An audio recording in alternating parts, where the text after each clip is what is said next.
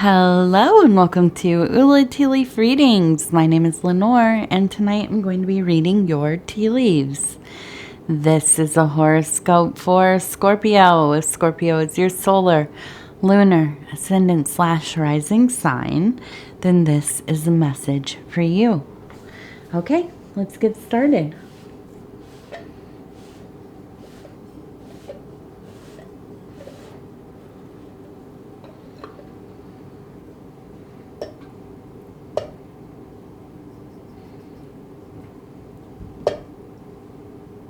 Come on. Okay, there we go. All right.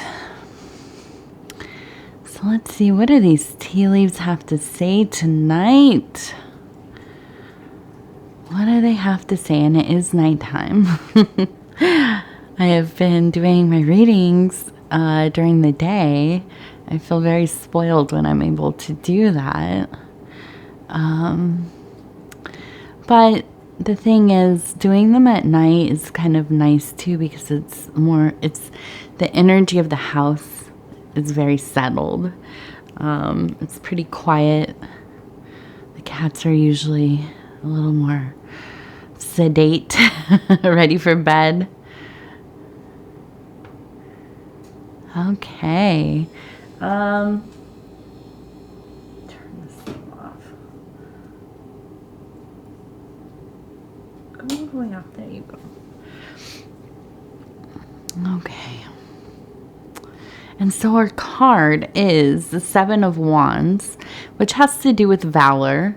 This is like bravery, taking the high road, being true to self, honoring your intentions, your will, and, not bending in the face of adversity.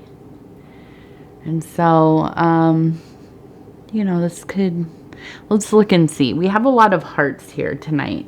I have 1, 2, 3 right here. And this one's interesting because it looks like it has arms, if you can see right here, and the heart in the middle. So that is a big part of our energy here tonight. I think a lot of this has to do with and I seem to remember maybe about 2 months ago for Scorpio, there was a reading where we were talking about some things coming up in the family where you had kind of felt like in your past you were alienated, kind of othered, maybe the black sheep of the family to some degree. And I think that this is something that has really stuck with you throughout your life. I think that you probably, and I definitely remember talking about this, is moving away, or at least kind of having less contact maybe with your family of origin, creating kind of your own life, and maybe a chosen family, or creating your own family. And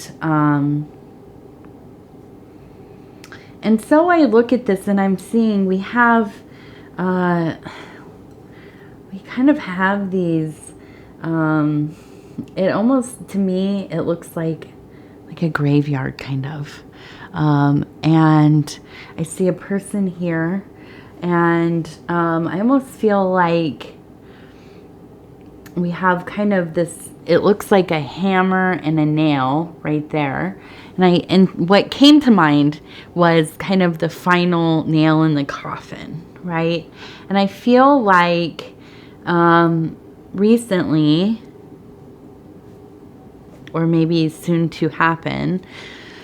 There's been, kind of somebody within your family. I mean, this could be work. It feels more like family. But this person is kind of basically a bully. And basically, I feel like they have this tendency to kind of single people out and emotionally terrorize them. And it's probably happened for a long period of time. And I think you finally have been in a situation where it just was the last straw for you. And like you had to intervene. You had to say something. And kind of just done and over with all of that. Do I think that this changes this person or how they behave? Probably not. I assume that they're older and they're kind of set in their ways, and they probably don't see much wrong with how they behave. But I think that it kind of is just like one of those people. They come around and they change the tone of everything. The atmosphere shifts. And there's kind of just this, uncomfortable, uneasy.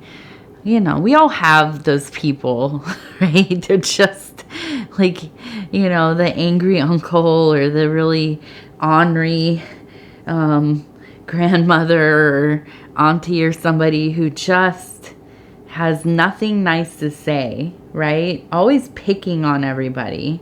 And, and I think that you're likely, if you're watching, I think that most of my audience is older, probably, at least in your 30s or older. And so you are fully an adult. You know what you're doing. You have a life, right?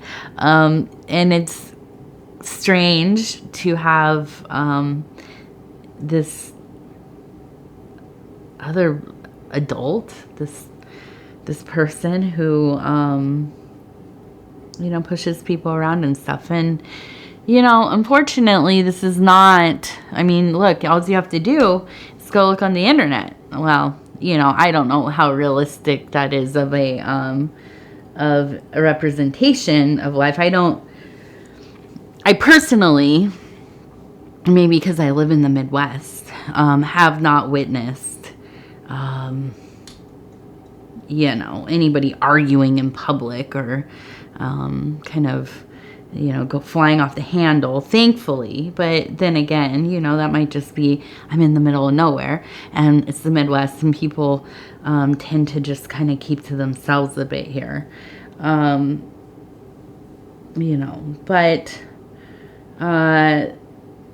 if you look at the internet, you would think this stuff is going on all the time, everywhere, constantly. People just behaving so viciously towards each other. So, I don't know. Maybe that's real, maybe that's not. It's not my experience, but I've also lived in the city where, for most of my life, I've lived in cities where, things, people behave all kinds of ways and you just kind of ignore it most of the time. But when it is family and it's somebody, that it just doesn't make sense why you would treat your family like this. But it happens. And, sometimes that's the culture of a family, for, whatever reason. And I think that, you have stepped away. Whatever happened, I think that you've had to, maybe protect somebody else in your family that you care about. Maybe they, I don't know. I just feel like you just are fed up with it. And so what happens now? Okay. I don't know, right?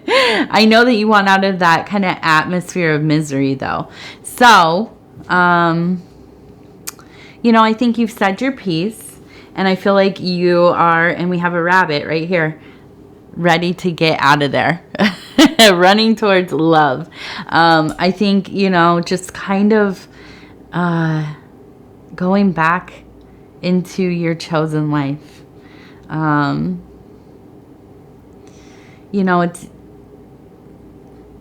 a lot of us, right, who are kind of separated from our or family of origin. You know, that doesn't mean we have no contact with anybody. Sometimes, you know, you can kind of get drawn back in over the years, back, and then you see, and then you're like, okay, I'm out of here. And I feel like this is not unlike what's going on with you. I think that you've had some nice experiences with some of your family, but then you get it closer to these people that really just have made it difficult for you.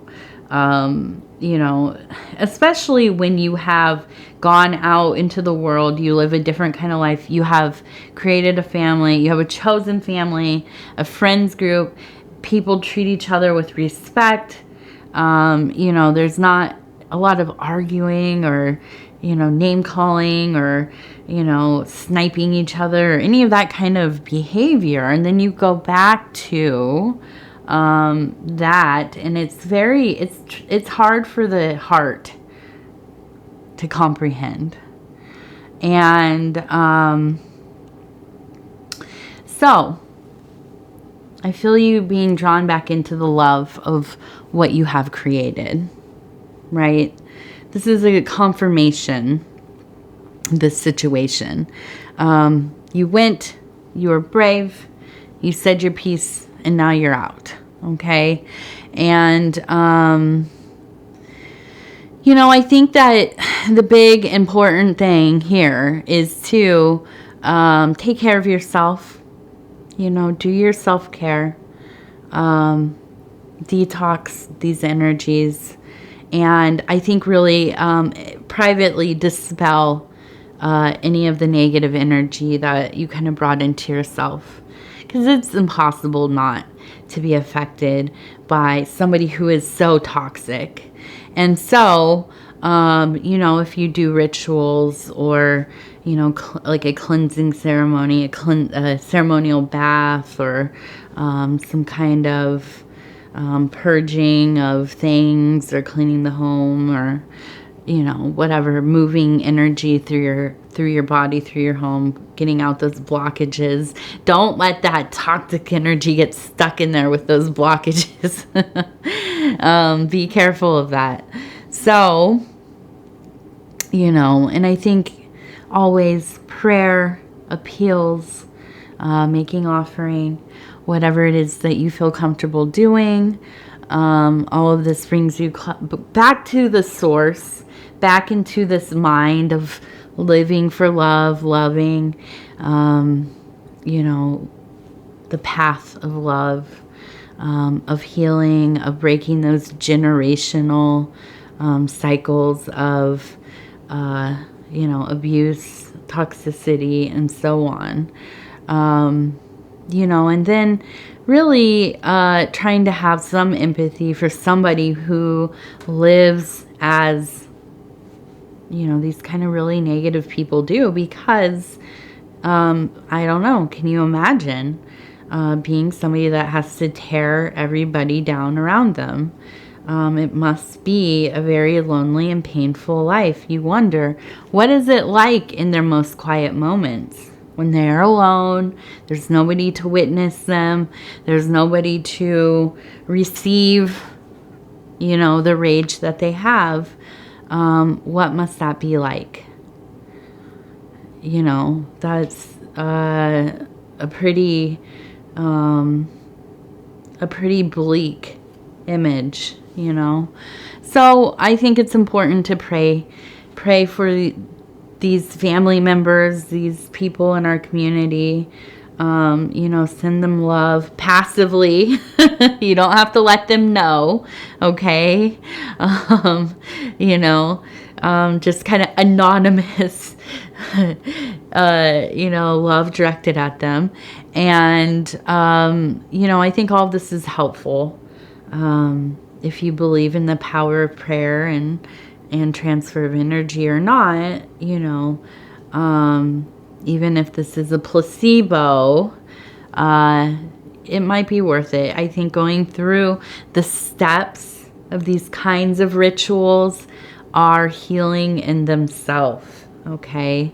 Our minds are built for processes and processing information. Ritual is really useful in that way because it is a pattern, a sequence of, you know, repeated things, okay? And prayer is not any different. It is, if you create, you know, a ritual around how you pray, and I know you might think, oh, ritual, what does that mean? Well, every religion has their rituals. Okay, so it's maybe seems like a scary word, but it's not. It just is a sequence of, you know, movements of, maybe you like to turn, you know, the light down. You like to, you know, kneel or get in bed. I like to be in bed and sit and close my eyes, right? Or lay back and go over, you know, the things that stood out for me that day and pray about them, right? This is one of my prayer rituals, not the only one. I pray throughout the day as well. I'm really, I do like to tackle the prayers as they, as I experience people who need prayer, because I have mom brain and I need to do it quickly because I might forget. But, you know, the ritual is helpful as well. Okay. And these are ways, if you know consciously or not, that we kind of get those blockages out of us, those energy blockages. And, you know, and then making it part of a routine, it almost becomes like a relief, okay? When we get to that part of the day where we have a moment and we get to really connect into that interior place with that divine source, and we are alone with that, right? You know, I look forward to these moments in my day. I really do. And I think when you start to look at prayer being of service, lending somebody your attention, listening, your love, you look at it from a position of gratitude, it really does become a gift. I often think I am so lucky that, you know, people trust me to allow me to pray for them, or that people trust me that they can share things with me so that I may pray for them. That I can commune with them in a way that they feel comfortable, or they feel that I am a person of love and I, you know, want to share that with them. All of these things are such an honor, right? And, you know, it's these little adjustments of perception that can change our whole lives, I believe. And then we have, and I'm looking at this one, we have a turtle here. And it has quite a long tail on this side, which turtles do have long tails. I did not know that, but have seen videos of them, and where they're fully extending their tail, and I can't believe how big they are. And its neck is out, and I can see that this will be a time to, you know, slowly decompress from all of this.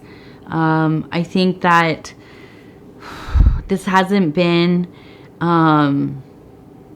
too much of an exposure, right? I feel like you kind of, like I said, you've already kind of gone away, maybe even for many years.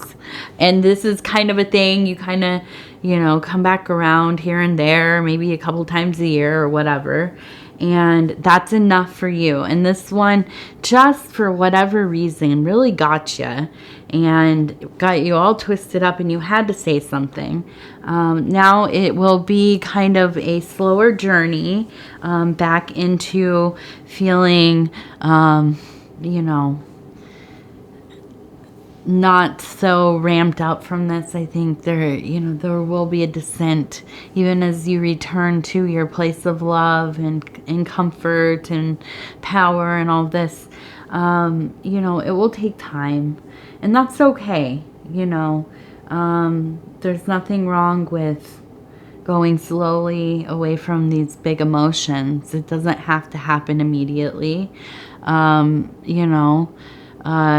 think that, when we take those baby steps, when we're processing, it's more lasting, right? It's less of the up and down with things. Okay, so let's see. Well, we have here, it looks like the initials maybe JT. Although that could be, 2 words. It could be something else. But JT. And then we have a person who's kind of standing here. It almost looks like they're balancing on one foot. And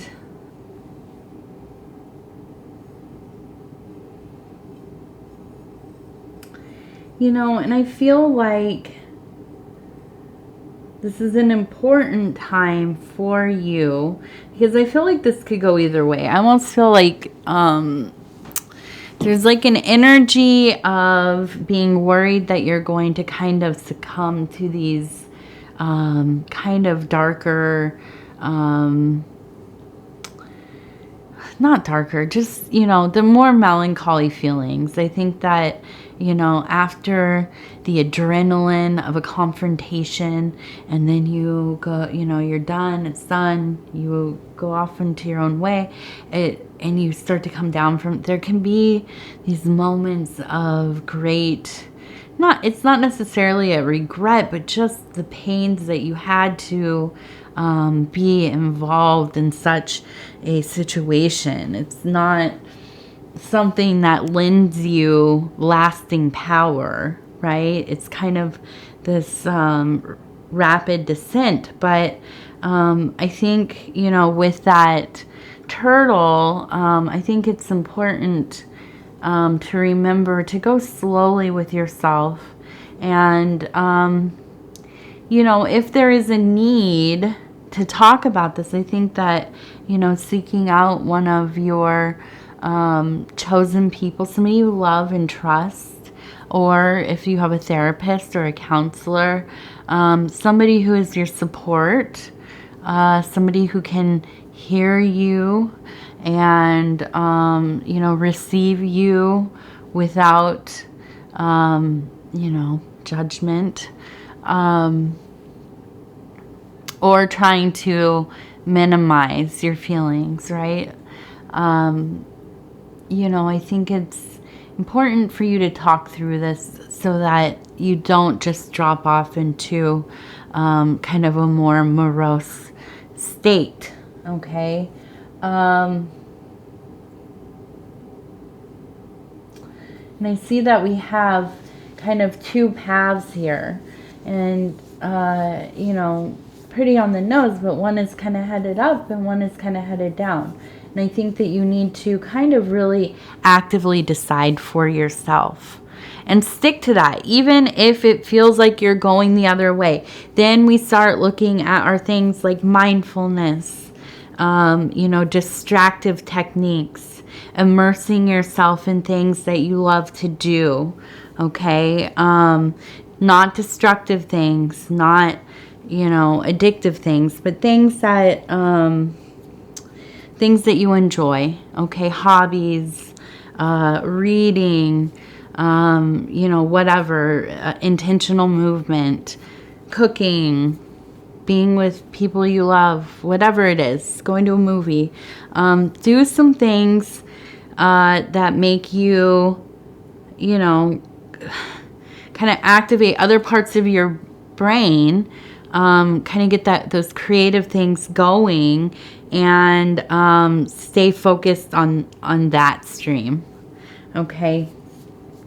You know, and I know it's hard. It's hard to overcome the instinct to just kind of dwell, right? Ruminate on stuff. I have this problem quite often myself. And it's even worse for me because I make up my own problems half the time. I get all upset about things that are barely even happening. I don't even know if, you know, all the facts. I just kind of decide I'm going to be upset about something. And so, you know, it's really important to be aware of that and just do the things that are going to pull you away from going down that road. Okay, so we're going to look at these Divine Doors cards. These are cards of inspiration with sacred doors, doorways. This one looks like an archway, and I'm just going to go ahead and kind of stop where it feels right. Ooh, nice. I'm excited when I get a new one because I haven't looked at each one because I want it to be kind of surprised when I find a new one is pulled. Okay, this says Nomad. The nomadic wanderer lies deep inside, so take the leap now. Don't crawl back and hide. All right, there you go. This, I think, punctuates this reading. You know, kind of, you've gone your own way. You've done it before. You will do it again. You are the master of your own universe. You really are. And not that I think that you are going crawling back, but do not worry about other people's behaviors. You know, very rarely does it have very much to do with us at all. You are only responsible for yourself and how you react to things. So, you know, focus on that. Focus on the good, the love. There's so much love in this cup. And so it should not be hard to find. Okay. All right. I want to say thank you so much for spending this time with me. It is always such an honor to be able to bring these messages to you. And if you would be so kind as to like the video, the reading, it really helps get into the algorithm. And as we know, the algorithm really is kind of the master, not of your life, but the internet. And so we like to give it the engagement that it likes, that it wants, that it needs. And we do that by liking the videos, watching the readings from the beginning to the end, sharing the videos on other social media platforms. And if you have not subscribed yet, please think about doing that. Other than that, if you want to leave a comment, please do. I read all of them. They mean so much to me. They are my favorite part of doing these readings. And, you know, I just love getting to know all of you. So, Scorpio, I love you. We'll talk in a few days. Be brave.